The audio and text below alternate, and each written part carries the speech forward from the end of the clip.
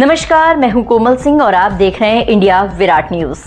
आइए नजर डालते हैं इस वक्त की खास खबर पर। मैनपुरी में सेना भर्ती के नाम पर चल रहे एक फर्जी रैकेट का पर्दाफाश हुआ है। भारतीय पुलिस प्रोटेक्शन फोर्स यानी BPPF नाम से संचालित हो रही इस नकली सैन्य भर्ती केंद्र को पुलिस ने छापेमारी कर पकड़ा। इस फर्जीवाड़े का सरगना अरविंद पांडे और उसकी सहयोगी सुमित्रा सेनापति को पुलिस ने गिरफ्तार कर लिया है। गिरोह के सदस्य युवाओं को सेना में भर्ती का झांसा देकर उनसे 2 से 3 लाख रुपए तक की वसूली कर रहे थे।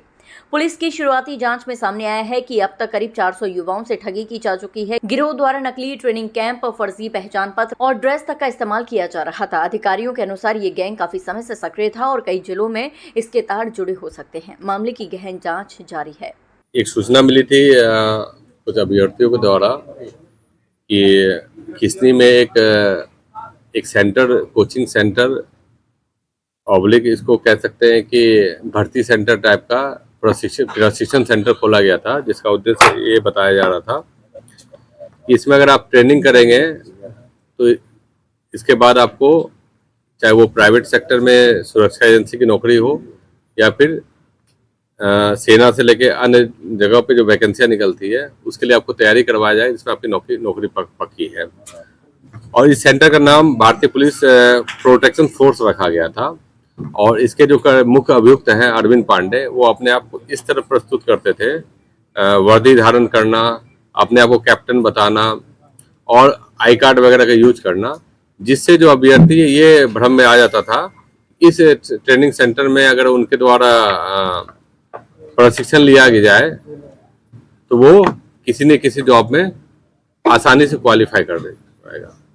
ये ट्रेनिंग सेंटर को इन्होंने इस तरह डिजाइन किया था जिसमें शारीरिक श्रम से लेके और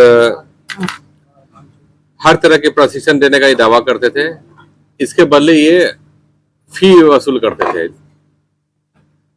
दिक्कत तब आनी स्टार्ट हुई जब इनके प्रशिक्षण केंद्र से पास होने के बाद जो भी व्यक्ति या अभ्यर्थी इसके संपर्क में आते थे उन्हें कहीं कोई जॉब नहीं मिलता था। तो उन्होंने इनसे सवाल करना स्टार्ट किया कि नहीं, आप तो कहते थे कि नहीं, हम कहीं ना कहीं आपकी नौकरी लगवा देंगे और नौकरी क्यों नहीं लगवा पा रहे हैं। तो ये कई तरह के बहाना करते थे कि आपने ट्रेनिंग अच्छे से नहीं ली, आपने मन लगा के ट्रेनिंग नहीं की और इसलिए आपकी कहीं नौकरी नहीं लगी है। तो करीब जो सूचना इनसे बातचीत हुई है, 40 से 50 ऐसे लोग हैं, अभ्यर्थी कह सकते हैं या फिर व्यक्ति हैं जो इसके संपर्क में आए हैं, जिन्होंने इनके सेंटर में ट्रेनिंग ली, वगैरह पैसा जमा किया है। और उनका ये आरोप है कि ये गलत तथ्य बताकर हमें गुमराह करके ट्रेनिंग के नाम पे पैसे लेते थे और इसके बजाय हमें किसी प्रकार की कोई नौकरी नहीं मिली। जब हम लोगों ने इनके ट्रेनिंग सेंटर के बारे में पता किया तो ये इन्होंने किसने पे एक लीज पे जमीन लेके ट्रेनिंग सेंटर खोला है और बाकायदा ये सेना के प्रशिक्षण से लेके हर एक चीज अपने पास रखते थे जो कि इन्हें रखना नहीं चाहिए। इनके द्वारा आई कार्ड, अशोक स्तंभ आदि चीजों का जो सेना के में या फिर एक प्रतीक चिन्ह के जो सरकारी प्रतीक चिन्ह है, ऑफिशियली इसका यूज होता है, उसका यूज एक डेमो के रूप में किया जाता था।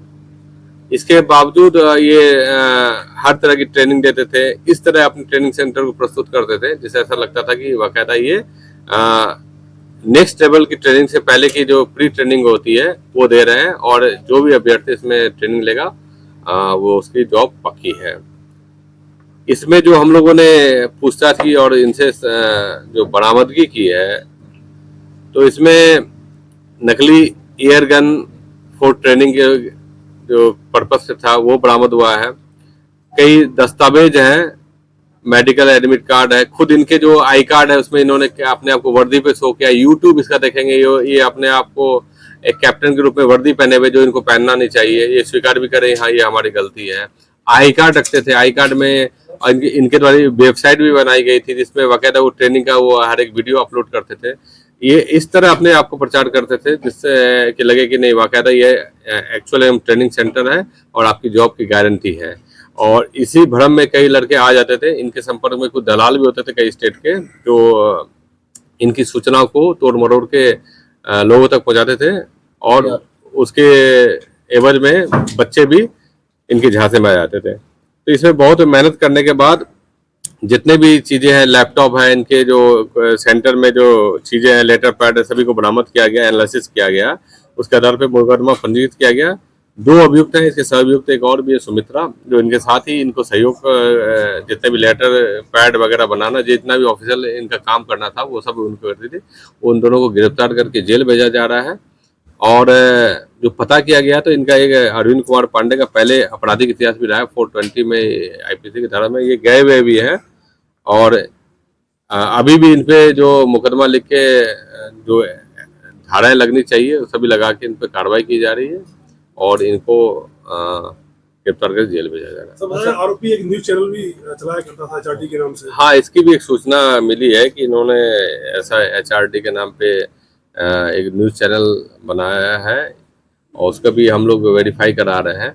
लेकिन वो एक अलग मैटर है। लेकिन जो तथ्य ये है कि इनके द्वारा जो सेंटर बनाए गए थे जिनमें भ्रमित होके या गलत संदेश ये देकर बच्चों को आकर्षित करते थे, उनसे एक फी वसूल करते थे, लेकिन फी के एवज में उनको बात करना। तो क्या मैनपुरी के अलावा इनके और कहीं सेंटर भी बने हुए हैं, ये ट्रेनिंग सेंटर? देखिए, ट्रेनिंग सेंटर ये जो पूछताछ की गई है तो इनका एक लिंक मिला फरीदाबाद में, जहाँ ये दावा करते थे कि नहीं हमने सारी जो डॉक्यूमेंटेशन से लेके हर कुछ फरीदाबाद से कराया है। वहीं से उनको आइडिया भी मिला है और ये फिर उसी के आधार पे इन्होंने एक नाम वगैरह भी रखा है। लेकिन आप देखेंगे जब हर एक चीज का समग्रता से देखेंगे तो आप देखेंगे कि इनके द्वारा वर्दी पहनना, इनके द्वारा आई कार्ड का यूज करना, इनके द्वारा यूट्यूब का ये करना और प्लस जितने भी आपके लेटर्स वगैरह है, ये इस तरह ये अपने प्रोजेक्ट करते थे कि इसकी ट्रेनिंग प्री ट्रेनिंग है, बिफोर जैसे ट्रेनिंग किसी सरकारी नौकरी की होती है, जहाँ से ये करने के बाद आपकी नौकरी लगभग पक्की है। कितना अमाउंट लेते थे? देखिए 90,000 तो ये बताते थे, लेकिन जब पूछताछ की गई तो 90,000 तो इनका फी था, लेकिन अगर इससे कम में भी लोग अगर आते तो ये रख लेते थे। सर, पुलवामा में आपराधिक मामले दर्ज हैं?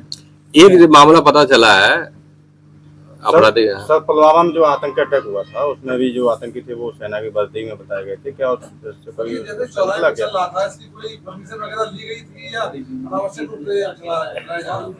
देखिए, जो ट्रेनिंग सेंटर है अगर इसको देखा जाए तो इसकी ऑथेंटिसिटी तो प्रश्नवाचक चिन्ह है, क्योंकि खुद ये वर्दी पहन रहा था और आई कार्ड यूज कर रहा था और अपने आप को ऐसे प्रस्तुत करता था कि जैसे ये कैप्टन है।